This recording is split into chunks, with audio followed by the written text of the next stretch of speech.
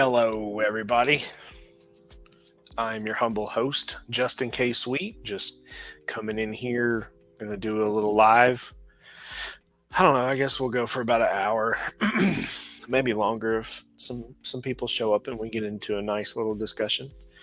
By people, I mean you wonderful folks out there in the chat. So yeah, today's just a beautiful Wednesday. Um, Looks like I'll be. Oh, hey, Kate. How's it going? Um, I thought you was getting dinner, or maybe I got you confused with somebody else. Um, Glad you can make it. So I figure I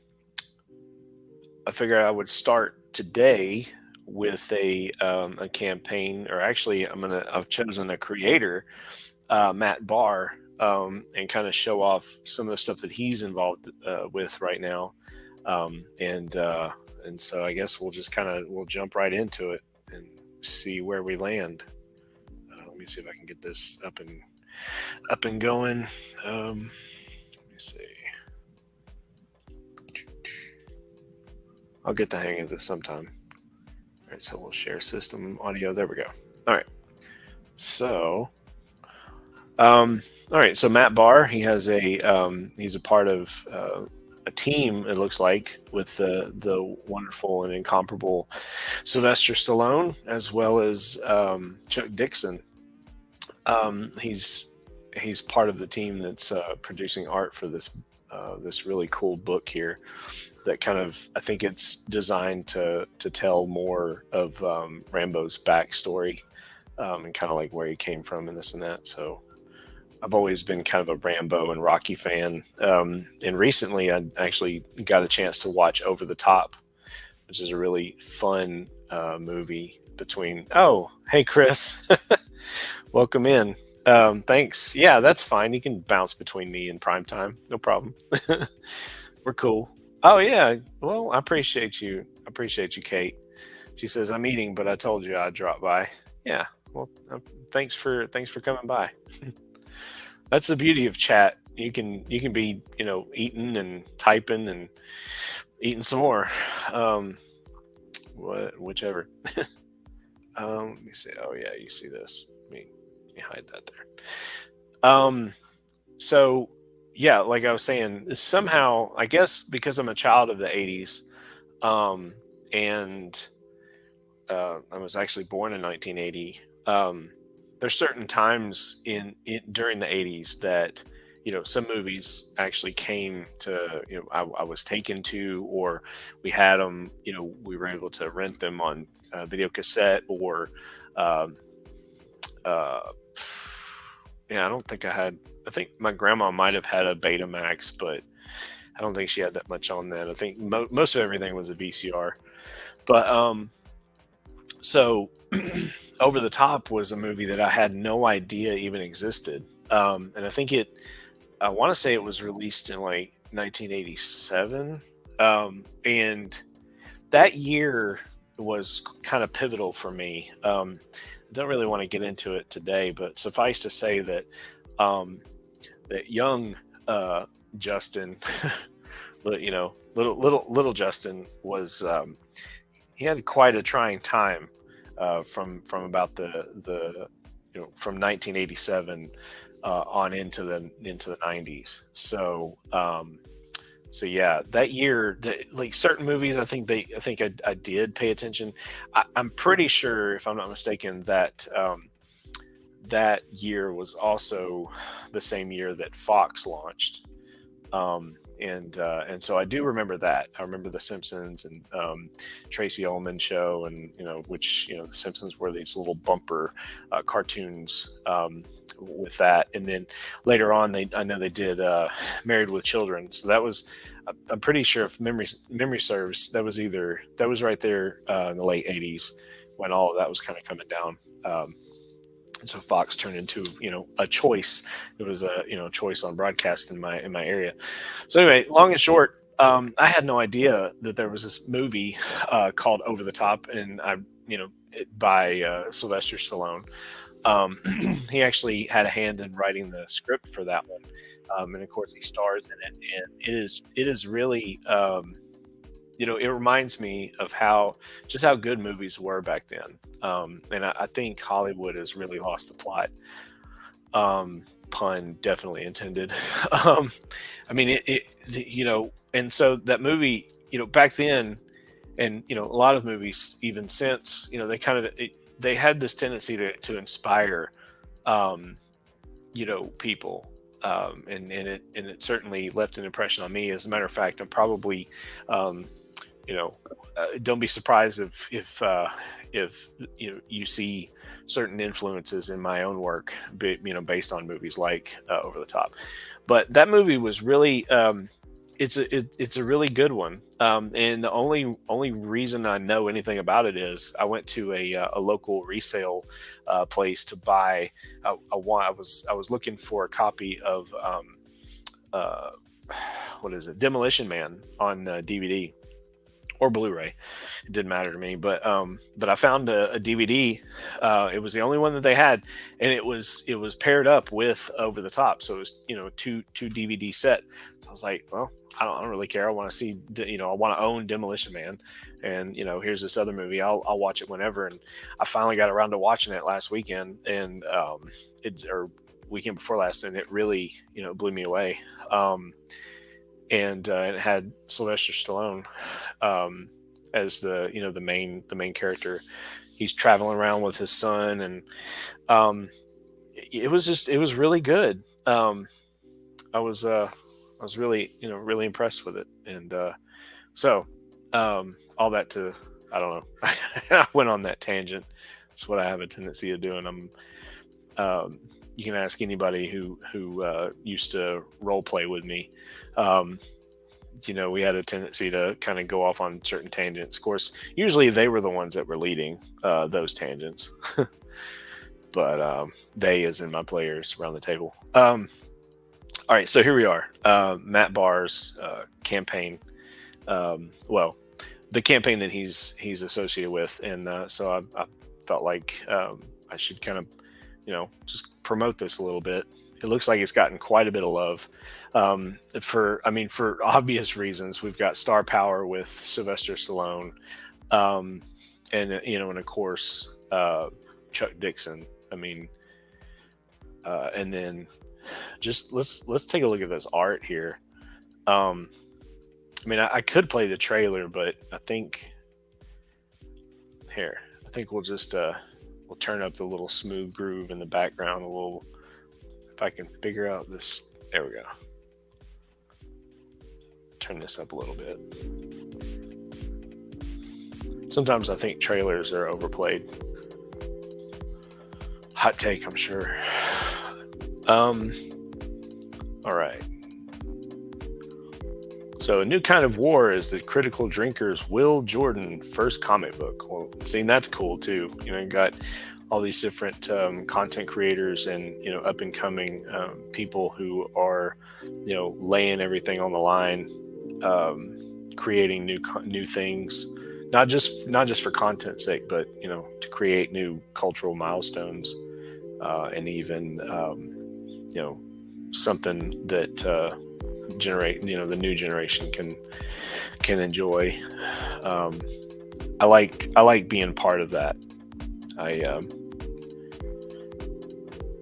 I see all these people, even everybody on this page here, right? As we're looking through this campaign, I see everybody here as being colleagues, even Sly Stallone, because why not? He puts his pants on one leg at a time. He's cool.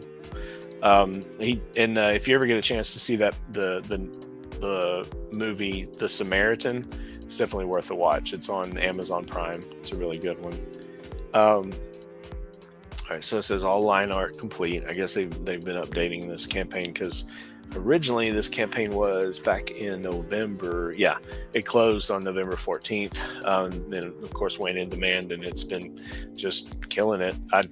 I would assume that they're okay, so they're not fulfilling until this June.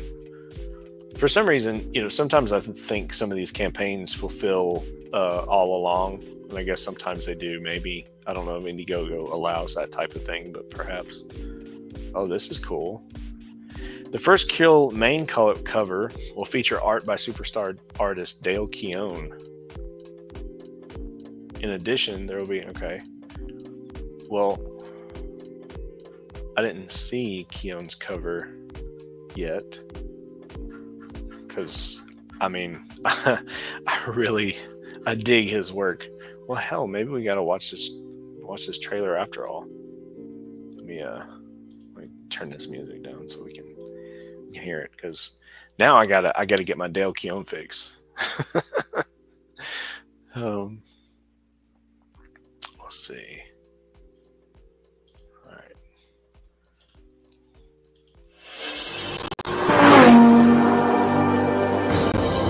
Tendency to kind of go on certain things. Of course, usually they were. Hi everyone, boy Zach, and the first Kill graphic novel IndieGoGo campaign is now live. Rambo's First Tour of Duty, story by Sylvester Stallone and Chuck Dixon. Free set of dog tags with every order.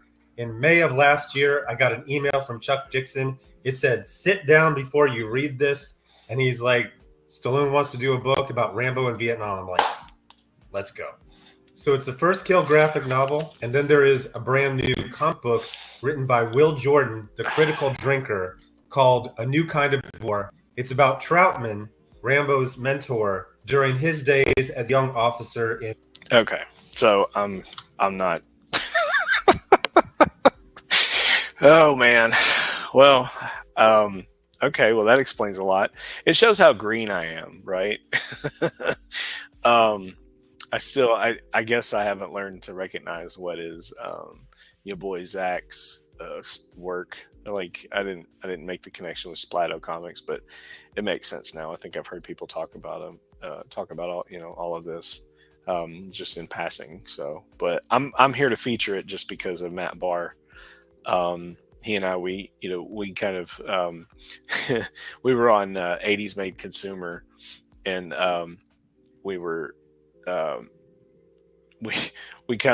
we were watching, we were set up to watch The Goonies, and he and I got on this tangent where we were nerding out about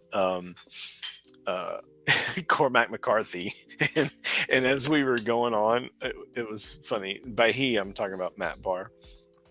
We were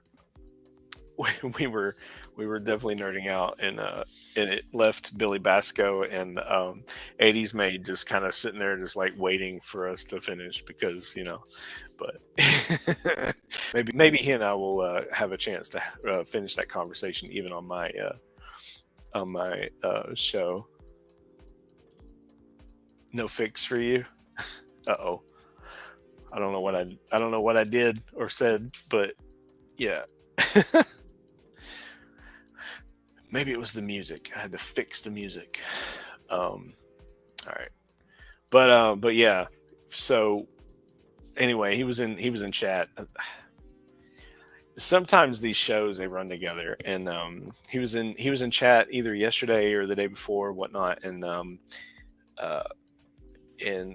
he mentioned something about promotion and this and that, and so I just did a search, and I was like, oh, he's got a couple of campaigns that he's associated with. So here we are. So we got chapter 3, line art, which is Matt Bahr, 6 pages. So that's kind of neat. Like, you've got multiple, like, different chapters feature different artists. So it's almost like an anthology, at least of line art. So that's kind of neat. And then of course we've got a different story here by Will Jordan, the critical drinker. So let's see if we can pick some of the stuff out. Let me see.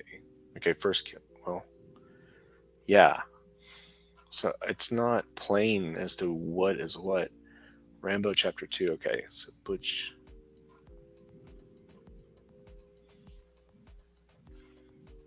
And see, forgive me, Matt, if you're watching this on a replay, but I haven't studied your art like enough to know which is yours. I think this looks like this would be your style, but forgive me. If that's not the case, this one, oh, and by the way, Rambo. Oh, that's what I was going to say. So the just watching that trailer and seeing all this art and hearing him talk about Troutman, like it makes me want to go back and read First Blood again. It's the so the book was called First Blood. It's written by David Morrell or Morrell. I'm not sure. I think it's Morrell. Solid book. I'm not sure if it ever saw a reprint. Maybe it did, but I know that I actually had an original copy. Can't believe I sold it, but it did. But it, it was a nice hardcover. But the story of Rambo is, I mean, it was just a open and shut, thing. When they made the movie, they actually filmed an alternate ending that followed the book more closely. And so with that, it,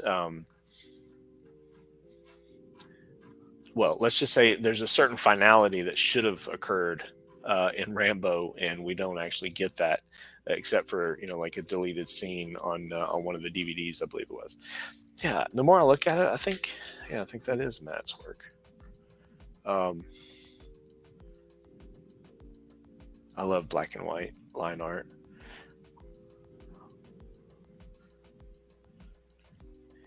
And I'm like, I'm trying to strategize and come up with a way to get some black and white stories done, either on my own or in conjunction with a couple of artists that I know who do really good black and white work.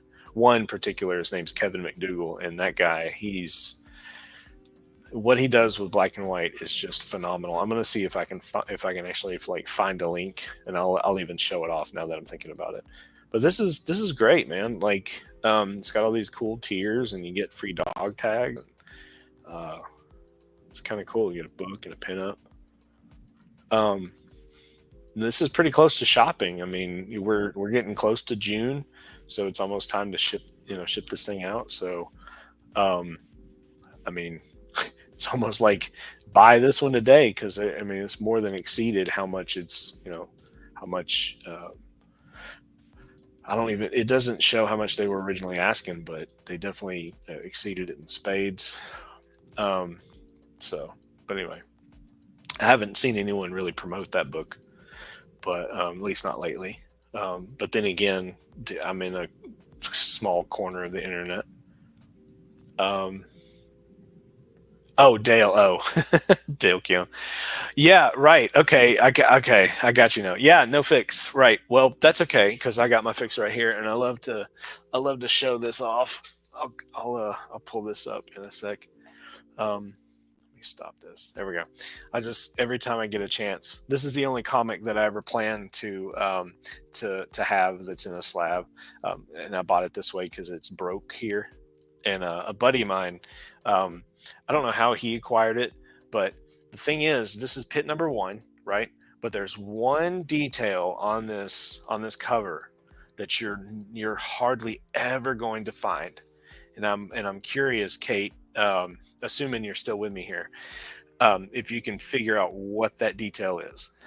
It's a little bit of a trick question, but to someone who knows, there's something about this that is very unique. And I mean, let's just say of the comics graded, I think this is one of the highest ones. I think the highest is like a 9.6. There might be one or two 9.8s, but it have you figured it out yet? So bomb.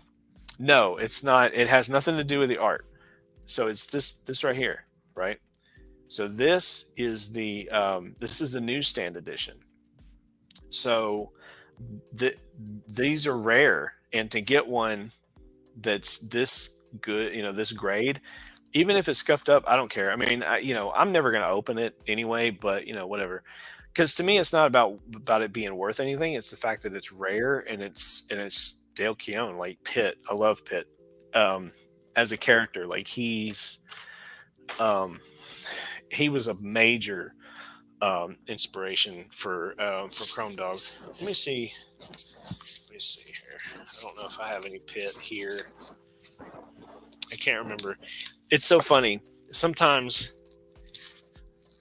I've got comics scattered here and there, and it's like sometimes I'll put comics in places, and I can't remember why I sort them the way I do. I think it's to put them in an order for me to read them or something. I don't know. Because I was going to show you a regular pit that doesn't so the direct edition doesn't actually have that barcode. So yeah, I forget the stats on that. Maybe I need to look it up in CGC and see how many of those are actually slabbed. Not that it matters, because I think, in my opinion, comics are meant to be read and shared. And if you're going to store them in a in a bag and a board, it's to share with the next generation or a friend or somebody, and kind of keep them in decent enough condition so they don't fall apart by the many reading. But that's just me. I think speculation. I mean, I guess that is a game that people like to play, and it make no mistake, it is a game. It's gambling. You're gambling that you're collecting the actual, like, something that's going to be worth something, I guess. But that's a game that I just don't like to play, at least not anymore. Wizard Wizard Magazine kind of had me part of that back in the day. I really wish I had heard about the Overstreet price guide back then. I seen it, I knew that it existed, but I didn't know the difference. But from what I understand, it's based on the premise that comics are never worth less than than at least the cover price. I mean, that's obvious, right? But they're and they never go down in value, so they're always either remaining the same or they go up. But with Wizard and their price guide, they tended to sway the market one way or the other and make things seem to be worth more than they really were. And I don't know if I agree with that type of thing. So anyway, so here we are. And I hope I say it right. Dan Plegel's Goblin Girl. This is not necessarily something that I would. I mean, this is not really my cup of tea, but the art style is interesting. I mean, I like the art style. Not I'm not a big fan of over the top spicy chicks. Let's see. I like it in color. I like the black and white. It looks nice. But I have to say, like, I do enjoy freedom of speech one way or the other. I mean, it's kind of one of those things. It's like you put it out there in the market, and people are going to buy what they want. It's like, to me, I would support this just because it's a fellow creator. It's not necessarily something like I don't know. I would probably buy it for someone else. I would think it's not my thing. But let's see, Goblin's chest. It's funny. But yeah, I mean, he looks like he's doing really good with this campaign. And I know he's working really hard, and he's got health issues. Did I miss Matt Bahr's contribution here? Let me see. Hold on. Maybe there's a cover or something. Or maybe this trailer will yield something more entertaining than hearing your boy Zach's voice.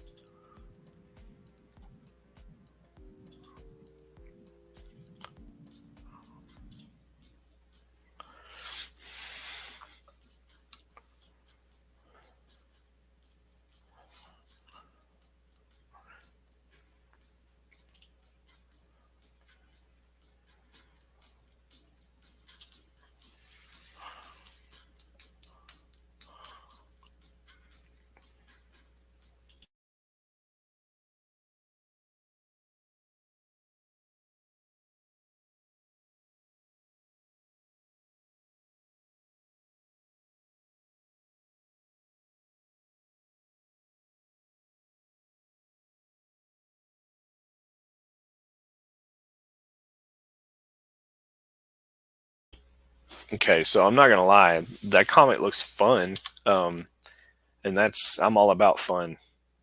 How do I? Oh yeah. um, I'm also looking to create a new trailer, so I'm down to to get some inspiration. Um, that's not it though. As far as the I mean, I like the music. Music's cool. What is this? All the books and plus OGG. Oh, okay. So the print is it? Is it shaped like that? Hold on. OGG print. There's a heavy helping.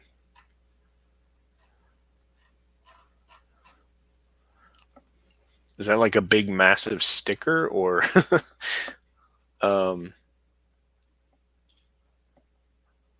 okay, one color edition of the Goblin Girl. Okay, so it's gray tone. Yeah, yeah, gray tones. Gray tones are great. I think in some cases let's see, international.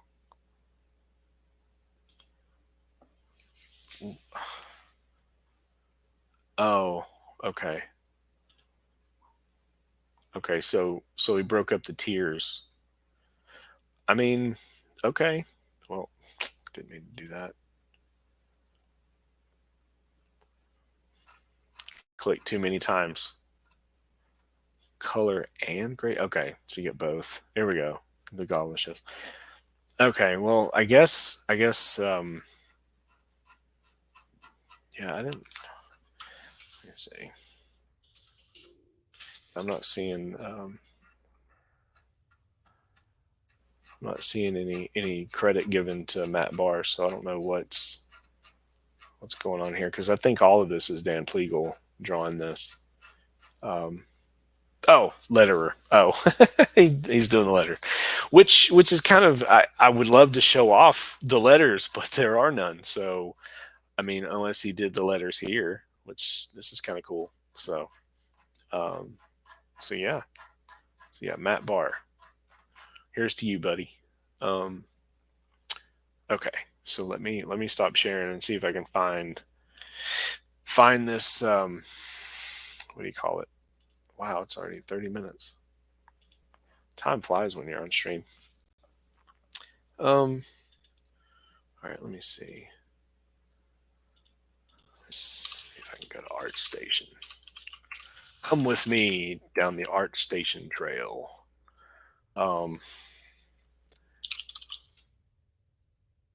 No, I mean, yeah, that's fine. That's what I want to do. I have an ArtStation account. I don't. I guess I'm. Oh, actually, you know what?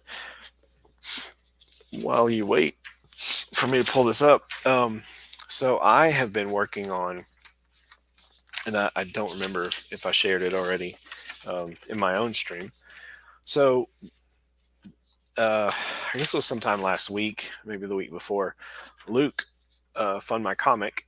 Luke Stone kind of issued the challenge for us to take our OCs, or original characters, and have them reading the Fund My Comic book as the logo.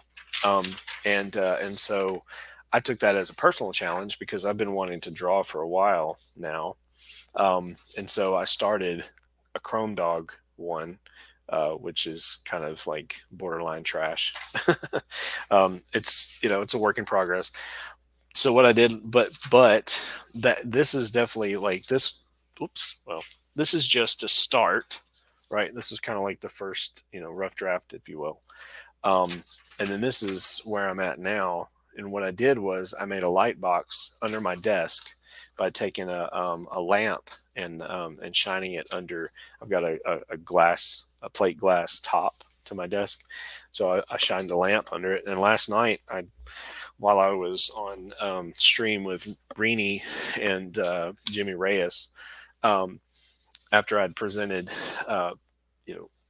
things having to do with Chrome Dog, I kind of, took a few moments to try to trace it out and line it up and actually, I wanted to draw the Fund My Comic portion with Chrome Dog's hands around it, which I'm actually kind of proud how those hands turned out. These other parts are to be determined, um, but I'm I've decided to make a start. I'm going to become an artist one way or the other.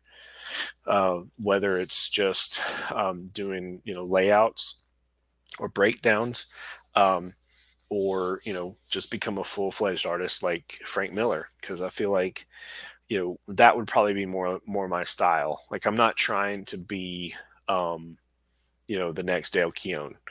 I feel like I'm starting a little too late for that. I mean, I realize that, from what I understand, Jack Kirby, he he got his real start in, like, or hit his stride, I guess, in his 40s. But I don't know. I just want to tell a good story, and I want to bring people along with me. So I definitely want to study the theory more than just all the figure work. Um, so, and if people say that I'm selling myself too short, then let them say that. But I mean, let's see here. Of course, I hope I don't. I hope I hope Kevin doesn't mind me showing off this work. Um, Here, let's take a look at what you guys are saying. Oh, Luke, yeah, yeah, Luke Stone, man. If or I should say Luke Stone, ma'am. But Luke Stone, he's I tell you, Chrome Dog wouldn't be what he is without Luke, and not just because he's drawn the book, but because he helped me, design the character.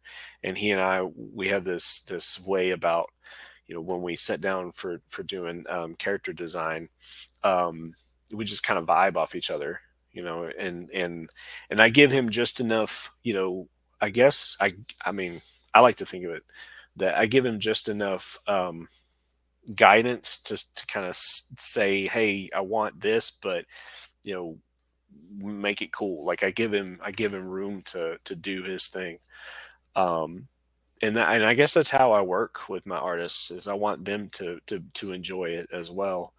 um and I because I hear a lot of other writers in this space. They like to kind of get a little heavy-handed, and they're like, "No, no, no! I want it this way." And for me, it's not about that. It's it's like a dance, right? Or more like I'm a composer in a way, and I'm dealing with a musician who is helping me write the music, or or whatever. Like, I mean, I guess that's a good enough analogy. And so, here I am, I'm putting notes on the page, but Luke's the one who's going to be playing those notes. And he knows all the nuances of how those notes are going to sound visually. He's the one who's going to be able to kind of show off, and actually take it and run with it. And so I give him free reign. And I can't say that there's been times. I mean, so far, unless it was something that maybe he misunderstood what I said in the script, I can't think of a time where I was just like, no, no, we've got to redo that part, or whatever. I know one thing is he's drawn off the wrong script, and I'm real bad about that. I'm a I'm kind of a digital hoarder in a way. I have a tendency to save a lot of drafts and save them in different weird places, and anyway, it's hard for me to keep up and or keep track of what's what in that, and so that's my fault. I've got to get better at my organization and keep everything straight.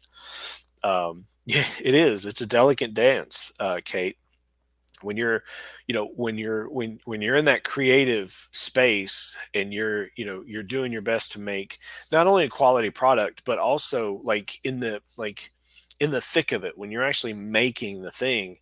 um that's the place where you want your artist to be comfortable and actually, like, be there with you, and enjoying the moment as as much as as much as you are in creating the thing, because you both have a hand in it. If I was if I was this overbearing writer or editorial or whatever, and saying no, it's got to be this way, this or that, well, one, artists are going to be less likely to work with me, and two, I'd be going, well, I mean, I'd be going against my own character that way, because I'm pretty I'm pretty laid back, and maybe I'm a little too laid back, but anyway, yeah, no more digression. All right, so this is Kevin McDougall's art station. He is a well, he's an artist that I'm working with. He and his son are helping me. They actually have laid down a 6-page story for me. In he did the pencils and the inks, and then his son Elijah came through and colored uh, the story, and it's for the upcoming Out of Obscurity anthology that we're doing with Arrow Comics, launching soon on Fund My Comic. I'm not exactly sure when, but I have on good authority that it's going to be pretty soon. Not real sure how soon. I need to get some clarification there before I say anything more. But I just want to say that his black and white work, I mean, this is something that Kevin, this is Kevin's own work. He's got a book called Seed of the Serpent. I mean, the detail, um, the contrast, all of this is just so good, you know. And when you do this type of work, there's really no need for color. Um, and I'm finding that I actually prefer this because you're one, you're telling a story that is going on in the imagination anyway, and so I don't know, like I feel like if you put color on the page, you're kind of robbing your reader from filling in the gaps with their own imagination as to what color things should be. Like, for example, when we look at these two, we kind of, I can imagine their, their hair color being a certain way. Like maybe his hair's like he's got blonde hair and maybe she's got red hair. Um, maybe this guy that looks like Willie Nelson back here, maybe his is kind of like salt and pepper, kind of black and gray. Um, but but yeah, and this, I mean, you get this stark, black background with this cool white lettering, and I mean, it just everything just seems to pop. And I've got some stories in mind that, and even though I've never really been one for horror, there are horrific elements that I definitely want to employ, and there's stories and characters that I want to explore that would do well in this type of style. I mean, I just want to sit and just stare at some of this stuff. It's so good. Um, so, but anyway, I definitely don't want to bore you to tears either. Um, Too many streaming tonight. I'm trying to give everyone at least 10 minutes, but damn. Well, thanks, Chris. I really appreciate you. I'm trying to do these streams just whenever I can fit it in. And it seems like my Tuesdays are being robbed from me. I would prefer to stream on Tuesday night, even though I'm probably streaming up against somebody. I mean, I'm not. I'm just doing it to be, to let everyone kind of in on who I am. If you catch me on the replay, that's cool too. Being here with me is great because at least I'm not talking to myself. But I, I completely understand. There's probably more entertaining streamers out there. Uh, man. But yeah, so we get into some of this stuff. I mean, this is some really cool stuff. Svengoolie, the kind of the brain. Um, and then That's a kind of wild looking.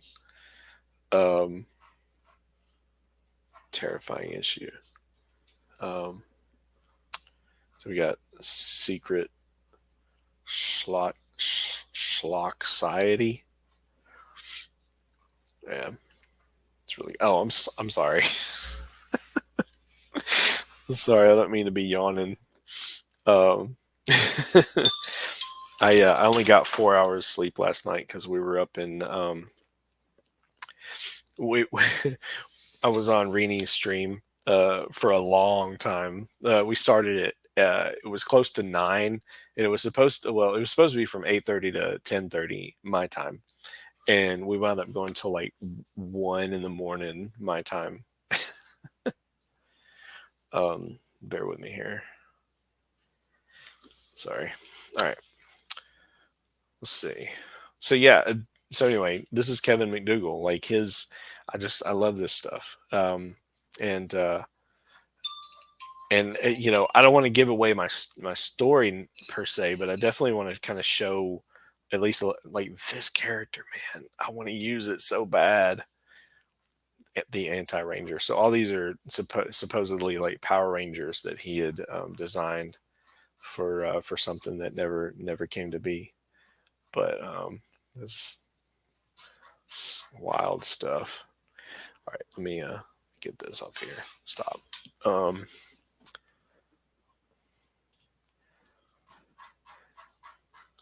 Yeah, Kevin. He so if you want to follow him on Twitter, his name is Drawing Luchador. I think it's like maybe at Drawing Luchador, if memory serves. And let me. I guess I'll double check that. That way, I'm not giving out bad information. But he has this cool like ice cream man. Here, I don't know. Here, I'll just share my screen. Why not? I'm sharing my screen all the time. It's great. Show you what I'm looking at. Right here. Nope. There you go. So yeah, this is Drawing Luchador. So it's at Kevin McDougall and then 10. And so yeah, he let me see if I can. I'm gonna try to pull up some stuff to kind of wind this thing down, but also I want to leave you with because we will be ramping up the promotion for the Out of Obscurity book. Man, this is killing me. They texted me. I'm supposed to be on a live stream. They texted me. It's like, what the heck? Let's see. Oh, I'll tell you what. I could just do this. I'll just throw it in the chat. Why not? Boom. There you go. Just add that so that way you can follow him, see what he's up to, and because he's up to quite a bit a lot of times. Let's see. Oh, right. All right. I'm scared. I'm trying to remember everything that I'd done. We have a rain bomb coming in. Thank you very much. A rain bomb? What's a rain bomb?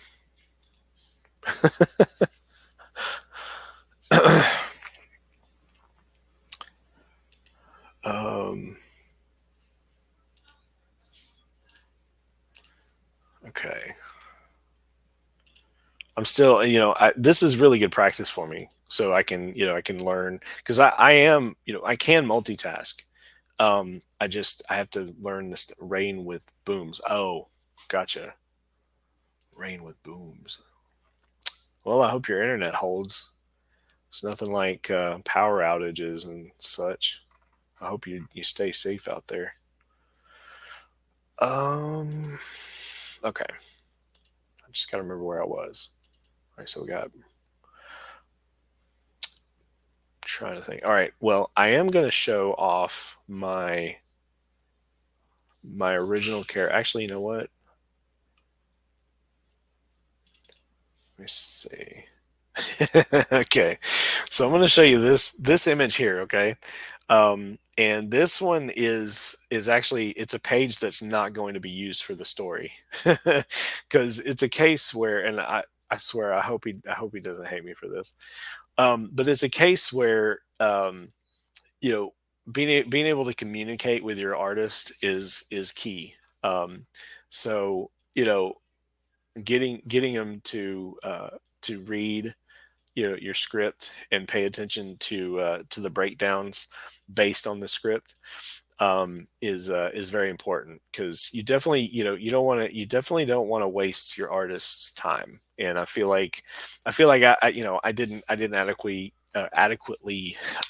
express nor explain what I was doing with the script versus and the breakdowns that Luke, I had Luke do the breakdowns, so that it made everything smoother for Kevin. And so, but the cool thing is, because um, so this is actually this is set on my world, Ringgold, which is the same planet that Chrome Dog is on. And so this train is crazy. It is a crazy looking train. It's a crazy train, just like the Ozzy Osbourne song. But it works because since this is so many thousands of years into the future on another world that started over, the designs might be different. And it's not necessarily space age, but it could be. And so I decided to just kind of leave it. And then we've got this, we have this spider-like creature that could be, it's native to that world. We have the two moons back here, which is that's Lux and Proximo. Lux is the small one. Proximo is the one that's closest to us. And so yeah, that we have this train scene. We've got this guard coming towards us, and as he's coming towards us, the guard takes and like swipes and like cuts the dude's head off, and this guy over here, this is our main character in the story. He's seated over here, the way it's depicted here. But this whole page is completely wrong. So this is not a spoiler at all. So when you read my story in the Out of Obscurity anthology, this is not at all what happens.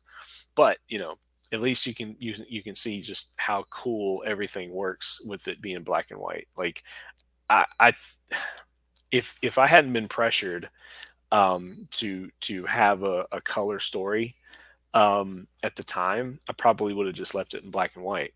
But because I'm hearing that some of the creative teams, because there's several of us as creative teams, that's why it's called Out of Obscurity. Because what it is we're each of us creative teams are relatively obscure or completely obscure. Like me, like I've come out of nowhere. I make no, I have no compunction about that. Like I know that I've not been around, but this is a way for me to kind of show what I can do writing wise. And then Kevin, even though he's been around, he's rather obscure as well. And so we each of us creative teams, we teamed up, and we select a public domain character, and and actually write a story with that public domain character. Now, where I differ from the other creative teams is, yes, I chose a public domain character, and you know what, to heck with it, I'm going to show you exactly where he's coming from. I chose the Bronze Terror, who was a character from the 1940s. Let me see if I can do this without, like, I don't know. Let me see. High member list. I'm on. I save a lot of stuff onto on my Discord. Let me see. Let me get here. Where do we go? Where do we go? Where do we go? It's not there. I think it's under comics. There we go. Yeah. Okay. All right. So we're actually. I'm gonna take you take you on a journey here. Oh yeah, well, yeah, we can do that. Um, we'll open browser there. Here, yeah, that's what we'll do. We'll just, I'm just going to load it up in the browser. If I'm doing all this by the seat of my pants, which, feels kind of like when I'm running role playing games. So it's not, oh man, next time I definitely want to show you. Oh, I want to showcase some of this stuff. So yeah, you guys, I'm not going to shut up about this stuff because this character is going to he's near and dear to me. Um, Not as much as Chrome Dog, at least not for now. But yeah, he's definitely he's one that I'm going to be writing a lot about. So I'm deleting stuff, doing my thing. Okay. So this is cool. I'm gonna showcase some fun stuff. You guys are gonna love this. So if I go over a little bit, so what? It's my show. I can do what I want, right? um. Oh man, I wanna make sure get the final thing here. Here's the list. And I don't know if I'm supposed to show this list. There's a lot of people on that list that aren't even participating anymore. All right, so here we go. I'm gonna share screen, do my thing. Maybe we go open with photos. Maybe. Okay, cool. Yeah. That's fine. Oh, all right. So yeah, this is all right. So if you guys want to see who the Bronze Terror is, um, here we go. So I'm going to show you this here. Oh, and by the way, I wanted to tell you, yeah, I do plan on releasing a new Chrome Dog trailer. Wow, this image is really small. So this is a small panel of the original Bronze Terror. I believe it was in 1941, if I'm not mistaken. Here's his comic book, The Real American #1 by Dick Briefer. And Jeff Dixon, prominent lawyer and son of an Indian chief, becomes the Bronze Terror, bringing to justice the evil forces that harass his people. So in this original story, um, we see him here. He's shooting like looks like a flaming arrow. He didn't have powers. He was just a badass Indian, and he's Apache, full blooded Apache. Um, and it seemed. I mean, I'm not, far be it from me to typecast, but so you see how dark he is here. Like this is a really, this is a good skin tone, right? But then later, this is him here running and doing his thing. And you see how yellow his skin is. Um, so it's almost like their coloring wasn't consistent. Um, the storytelling back then, look how many panels they put here. You got, I mean, I realize this is probably in a magazine or a newspaper maybe, or comics were just different then. I mean, it was a new medium, so I'm not complaining. I shouldn't be anyway.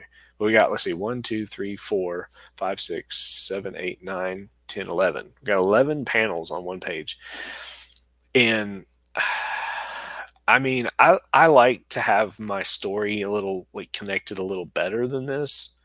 Um, but hey, I mean, I'm not complaining. I'm a new kid on the block. What do I know, right? So here we go. He comes out. There's his. I guess these are some of his oppressed people, and then he transforms here. Suddenly, out of the dusk rides the awesome figure of the Bronze Terror, champion of Indian justice, and there he is. in his full, headdress regalia. He's got his skull mask. He's got bones. I don't know if they're tattoos, or I think it's just war paint, maybe painted onto his skin. But that's, this is the Bronze Terror as it was, and he had a horse that was disguised like him, which, I mean, hey, oh, I wasn't supposed to show that yet. Here we go. Yeah, and so here's these different. It says Jeff Dixon and Lily are back on the reservation after a trip to New York City. See previous issues of Daredevil comics. Oh, that's interesting. These canyons remind me of the streets and skyscrapers of New York, Jeff. All right, so his name was Jeff Dixon. So I'm bringing him back. I'm resurrecting him, if you will. So my version of the Bronze Terror's name is Jeff Dixon. But I'm taking it a step further. Before I get to that, so this is a really cool. I wanted to. Oh, nope, too far. So this is a really cool pencil drawing that was on. I think it was on. I think it was originally like added to DeviantArt. I can't remember where I got it, but it's a really cool drawing of him there. He looks very fierce, not happy whatsoever. And I said he didn't have powers. Like he is larger than life, that's for sure. So whether I don't know. This horse is insane looking, so cool. So what I did was this is the first character mock-up. Whenever I explained to my character design artist Sergio Rios, and he put this skull, this actual like physical horse skull on his chest. Because I thought, how cool would it be instead of having these ribs? So having like skeletal looking ribs with these bones coming down his arms only. What if he had like this skull on his chest, right? Where I was thinking more of like bare chested, and like a skull war paint or skull tattoo on his chest. He was more thinking of taking that skull and making an actual horse's skull, and putting it on his chest. And if you notice his uniform here, like he's wearing kind of like futuristic or just different bottoms, because again, what I'm doing here is I'm bringing my version of Jeff Dixon, aka the Bronze Terror, into my world, into the world of Ringgold. And so I've dubbed him, instead of just being the Bronze Terror, he's called Thunder Horse, the Bronze Terror. And so this is just like the very first image that I got of him.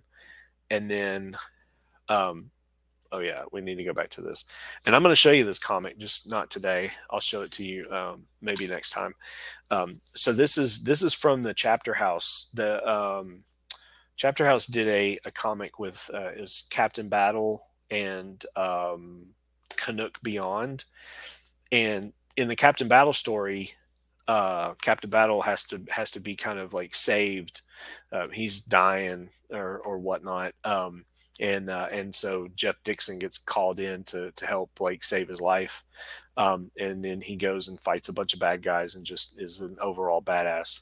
And so yeah, it's lots of action, very cool sequences in that book. And I look forward to really showing that to you. But before we go today, I just wanted to show you what my version, what Thunder Horse looks like. And let's see here. So this here, while we were talking, while Kevin and I were talking about, that's the drawing Luchador. While he was waiting for my breakdowns to be completed by Luke, he was super hyped about the character and went nuts and he drew this pinup, which I plan to use, and I plan to use it sometime. maybe a trading card or something, getting it, having it colored. But yeah, I mean, look at that. I mean, that is tough as hell. I mean, and look at the bones here in with on the back of his palm, and of course he's following the character design. And you see these feathers here. Um, yeah, like this is the character design that I wanted. He's got two tomahawks. His power set is almost like Thor, um, where Thor, has Mjolnir that will come back to him. So he like throws it out and it comes back. These tomahawks, they come back to him, kind of in that same fashion. But yeah, this is Thunder Horse. So he's got, as we see him now, um, a little tweaking these feathers in his hair, not quite right. This was the original black and white. Um, Okay, I think these are the final good colors. So we've got an eagle feather, and then behind it is a hawk feather. So he has those in his ear, and also I made a change. So instead of him being full Apache, because Apaches weren't necessarily known for their horsemanship, but the Comanche were, and so the Comanche were the horse masters, and so I decided that culturally he's both. Like his mother's Apache and his father's Comanche, and so when Charles T. Ringgold, looking around at the world that we live in right now, he saw how corrupt society had become. He saw the erosion of culture. He was an anthropologist, and what he did was he decided, you know what, I'm going to go around the world and I'm going to attract the different cultural leaders, and and see who wants to go with me through a stargate to this earth, to this basically planet that will sustain life, that's all the way in uh, you know a planet that orbits one of the stars of the belt of Orion. And so he kind of goes and rounds them up, and they go with him. And so some of the cultural people that actually go along with him are Comanche, Apache, different tribes who they don't want to see their culture eroded anymore, and they want to be allowed to flourish, and so they go. And once they get on the other side of the Stargate, they destroy it, and so they're there, in on the planet named after Charles T. Ringgold. They and so the land is separated into sectors, and so each sector is given to each cultural group, um, or collective, if you will, and they're given freedom to do as they please with their lands. And so we get to explore that as as I go through these different comics, we get to kind of explore different sectors, tell different stories. Here's that same image I was showing you earlier. It's not gonna. So this was like, yeah. So this was the initial pass on the colors and the actual finished page of the actual story. So this is that same page. Um, See how it's different now. I'm not going to linger there long. And then there's this really cool action scene here. I'm not going to linger there either. But yeah, so that's Thunder Horse, the Bronze Terror, and he's on a train, bound for who knows where, and who knows why. But it's full of a bunch of unsavory types that want to knock him down, and maybe try to kidnap him. But we'll see in his adventures when we get up to you know the Out of Obscurity anthology launches, and then you guys can back it and buy it and enjoy it. So, and that's pretty much all I got today. I definitely want to thank you for coming by. Whether you stopped in for the while I was on, or you're watching this on the repeat, I just want to say how much I appreciate you know your time and your attention, and just Until next time, enjoy our wild America.